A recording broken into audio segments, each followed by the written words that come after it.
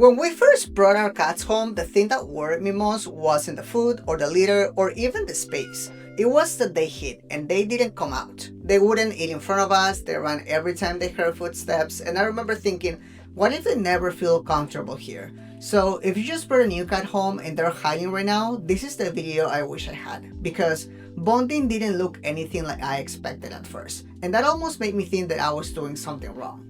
Before having cats, I thought bonding would be instant. I imagined bringing them home, letting them smell around, and then we would be playing or hanging out right away.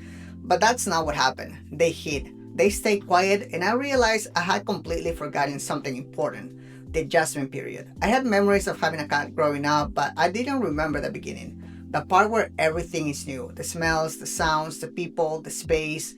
And that misunderstanding led me to do something that actually slowed bonding down. One thing I tried early on that didn't help was forcing interaction. I wanted to check on them constantly. I wanted reassurance that they were okay, but I learned quickly that if they don't know you yet, affection isn't comforting. Safety is. It wasn't just me they were adjusting to, it was the entire environment. There were moments where I honestly felt like my presence was making things worse. To see what was really going on, we actually put a camera in the room, and what I saw on that footage changed everything. I watched them slowly, cautiously come out of hiding, only to bolt back the second they heard me even step on the stairs. That's when my anxiety really kicked in. When your cat is hiding and not eating in front of you, your brain goes to the worst case scenario. Are they eating at all? Are they using the litter box? Is something wrong? So that is that same new parent panic that led me to make some big financial early mistakes, especially with their food, which I've talked about in another video, which I will link up here and in the description, because reacting too fast usually creates more stress, not less. But the camera showed me the truth. They didn't need me to check in on them. They needed me to leave them alone. And once I changed that, things slowly started to shift. The first sign that things were improving wasn't playing, and definitely not cuddling. It was just quiet observation. I call it the floor method. I would go into the room, sit on the floor, and just exist. I wouldn't look at them. I would just read a book and scroll on my phone. I wanted them to see that I was a part of the environment and not a threat. After a few minutes, I would see a head pop up from under the shelves. They weren't coming out to play, they were coming out to study me. I would extend one finger, not a hand, just a finger, and wait. When they came to me and sniffed my fingernail, that to me was the biggest win of the week. No forcing, no rushing, just safety. That small amount told me that they were starting to feel safe. So if you learned even one thing so far, give this video a thumbs up, and if you end up learning 2 things by the end, consider subscribing for more real, not perfect version of new cat parenting.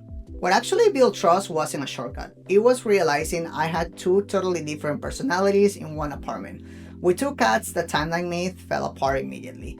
Maisy was my quick win. She was curious and she claimed her space almost right away, but Luna was a lesson in patience. She would come out to eat but then went back to hiding.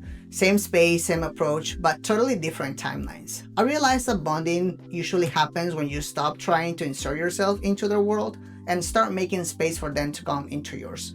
For us, that meant consistent feeding routines and low pressure play with one toys, giving them the chance to engage or walk away.